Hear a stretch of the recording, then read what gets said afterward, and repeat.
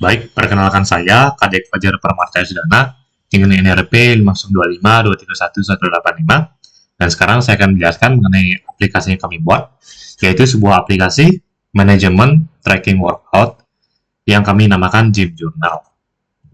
Nah, sebelum itu ada teman-teman saya yang dalam kelompok kami, itu ada Matias Adia Dwinkara Sugata dengan NRP akhir 015, dengan Askari Sekolah Ramadhani dengan NRP terakhir 148, dan saya sendiri NRP 185. Kadek Fajar Permartaya Sudana. Nah, jadi pertama-tama saya akan menjelaskan mengenai deskripsi aplikasi. Nah, apa itu Gym Journal? Aplikasi yang kami buat bernama Gym Journal. Gym Journal merupakan sebuah website untuk melakukan tracking dari progres workout kita secara efisien.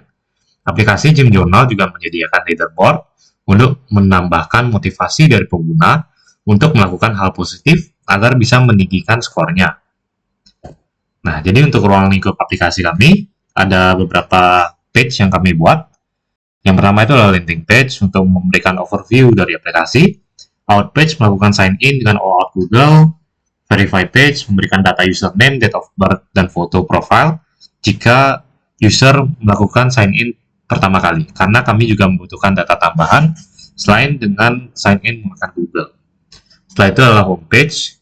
Page-nya ini berisi list dari semua workout plans, log, dan juga dua button fitur ekspor PDF. Yang pertama itu adalah ekspor untuk workout plan-nya, yang kedua itu ekspor untuk workout log-nya. Selanjutnya adalah plan page. Ini adalah page untuk memodifikasi sebuah workout plan. Train page itu adalah page untuk memulai workout plan, dan jika sudah akan di-post pada log dan disimpan pada database. Nah, leaderboard page ini merupakan leaderboard berdasarkan kalkulasi dari semua log oleh satu user. Nah, jadi untuk rancangan aplikasi kami seperti berikut. Untuk front end kami menggunakan HTML, CSS, dan juga dibantu dengan Tailwind CSS. Untuk back end kami menggunakan PHP saja, PHP, Nginx untuk runnernya Nginx, dan juga PHP FTM supaya lebih cepat. Setelah itu kami menggunakan Docker juga agar lebih mudah untuk deployment-nya, dan juga kami menggunakan arsitektur MVC agar lebih simpel dalam pekerjaan backend-nya, karena mengingat aplikasi kami skalanya tidak terlalu besar. Setelah itu ada database menggunakan PostgreSQL, ekspor PDF kami menggunakan PDF, authentication kami menggunakan Google Auth, testing kami menggunakan Jest, UI UX kami desainnya menggunakan Figma, data modeling kami desainnya menggunakan Vertabelo. Nah, jadi untuk ini database-nya, data model database-nya kira-kira seperti ini. Ada tabel user, ada tabel workout logs, ada tabel exercise, ada tabel workout plans, dan juga ada tabel untuk relasi antara workout logs dan exercise, itu workout logs exercise, dan ada tabel relasi untuk exercise dan workout plans, yaitu workout plans exercise. Nah, jadi kenapa kami juga membutuhkan verify page? Karena bisa dilihat tadi di tabel user itu, user bisa memiliki date of birth, username, profile image, dan profile image type yang nullable. Jadi jika dia melakukan sign in sekali, kami membutuhkan data tambahan untuk melengkapi aplikasi kami. Nah, setelah itu rancangan aplikasi untuk UI UX-nya kami menggunakan Figma, dan ini merupakan sekilas screenshot dari apa yang kami buat pada Figma. Nah, jadi saya sekarang akan melakukan demo aplikasi. Nah, jadi pertama-tama dulu kita buat terminal baru. Ini kita cek Docker, masih kosong. Nah, jadi untuk melakukan demo aplikasi, untuk menjalankannya itu, kami menggunakan Docker, dan juga harus ingat, env dan env.test ini harus ada. Tapi di dalam GitHub, kami tidak menyediakan karena env dan env.test itu sangat kritikal karena terdapat secret key untuk Google OAuth kami. Jadi kami tidak share.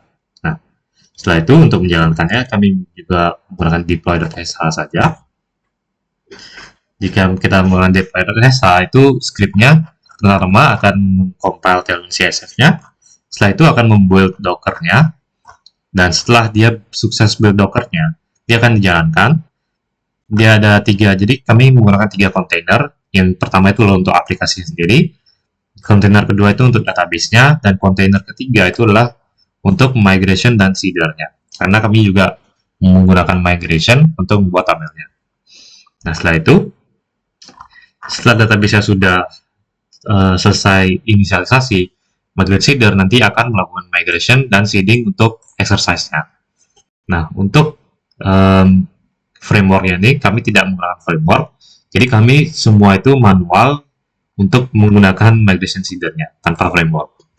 Nah, jadi kira-kira karena aplikasi sudah dijalankan, kita bisa lihat aja pada localhost 8080.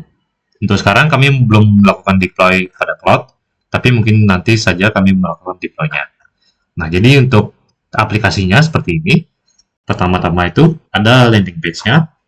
Sudah sesuai sini juga, di merupakan overview mengenai aplikasi kami. Ini juga ada nama-nama kami. Setelah itu, kita melakukan login. Login atau sign in sama saja. Nah, di dalam page out ini, kita diminta untuk melakukan login menggunakan Google. Misalnya kita klik menggunakan Google, dia akan pergi ke login page Google-nya. Misalnya nih, pilih akun untuk melanjutkan ke Jim Journal. Saya pilih akun saya continue. Nah, jika sudah, dia akan langsung ke page verify. Nah, tapi kalau misalnya kita mau pergi ke home langsung, itu tidak boleh, karena kita tidak memiliki data yang lengkap. Jadi kita harus verifikasi dulu lagi. Jadi saya menggunakan ini, verifikasi pengeluaran dana, set off buat kita bisa taruh apa saja, misalnya Januari ini 2017, dan juga untuk foto profile kita bisa tambahkan. Nah, ini ada foto AI saya pas saat web, kita bisa tambahkan itu. Nah, setelah semua ini lengkap, kita bisa lakukan verify. Nah, jadi jika kita sudah melakukan verify, kita bisa langsung ke homepage-nya. Dan jika kita ingin verify lagi, itu tidak akan bisa karena kita hanya boleh melakukan verify sekali. Nah, setelah itu, di dalam homepage seperti yang dijelaskan tadi, ada list untuk plans dan logs-nya, dan juga untuk button untuk export PDF. Nah, jadi kalau misalnya kita ekspor PDF sekarang, itu tidak akan isi apa-apa, karena log sama plan kita juga tidak ada apa-apa. Setelah itu, kita untuk menambahkan plan, kita tinggal tambahkan saja. Nah, jadi dia tambahkan, dia akan send API call ke backend. Jika sukses, maka dia akan update. Misalnya sini, new workout plan, last modified itu sekarang.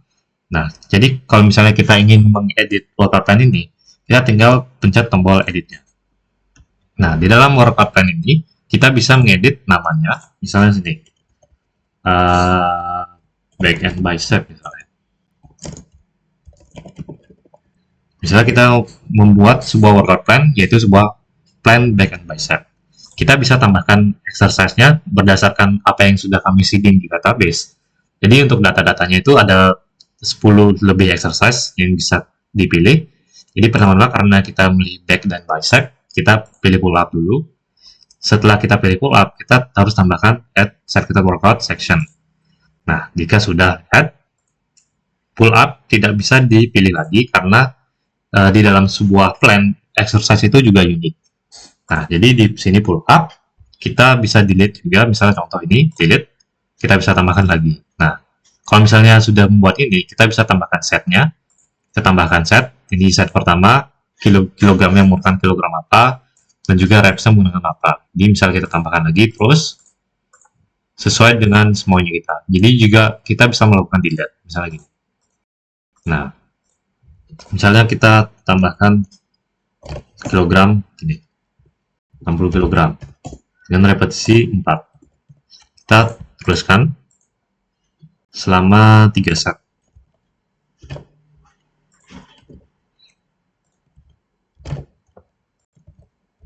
Nah, kita tambahkan lagi mungkin 1.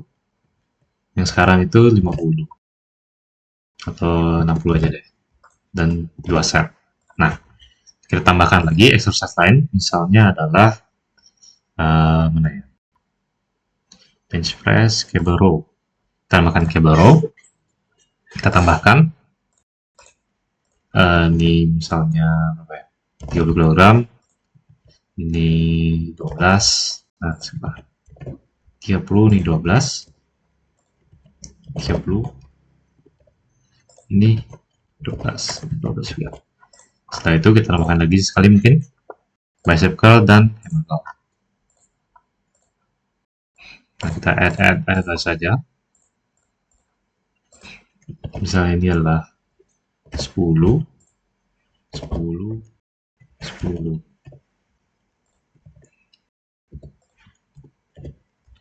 6,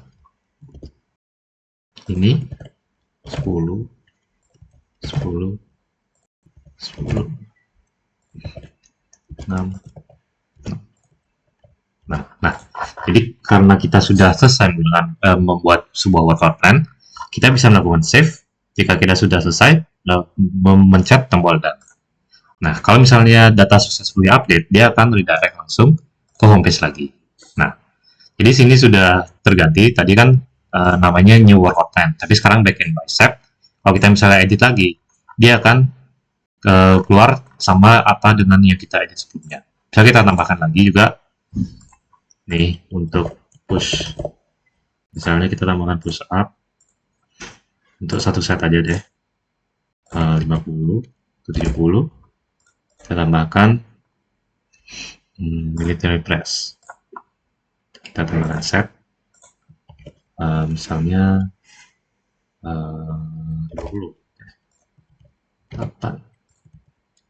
Dan 8.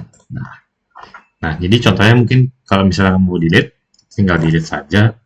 Dan juga kalau misalnya kita tambahkan, tinggal tambahkan saja. Seperti ini. Nah, ya. 60, 12, 12, 60, 12.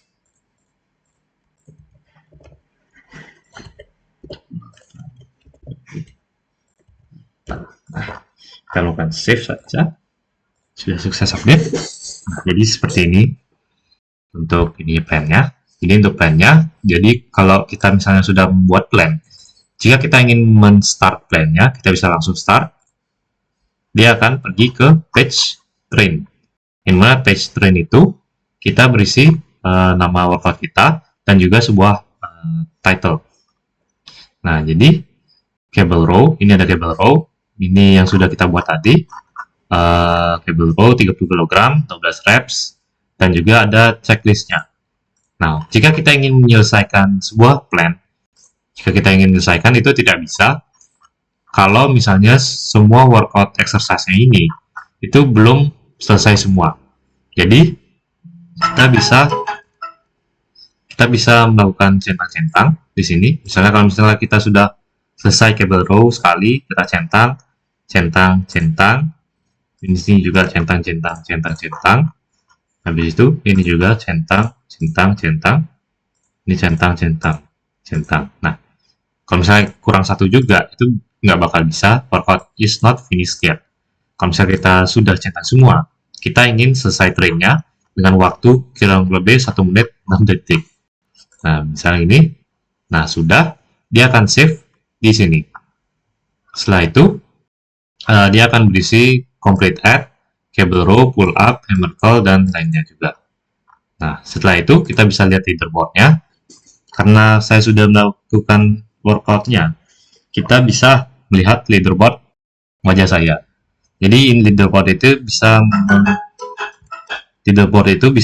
menunjukkan untuk orang yang nomor 1, 2, 3, sampai 10. Nah, jadi sekian itu. Jika kita melakukan ekspor, dia akan seperti ini. Ya, seperti ini. Workout plan-nya, plan name-nya. Setelah itu ada PDF-nya. Jadi workout plan-nya kita bisa lihat plan name, backend bicep.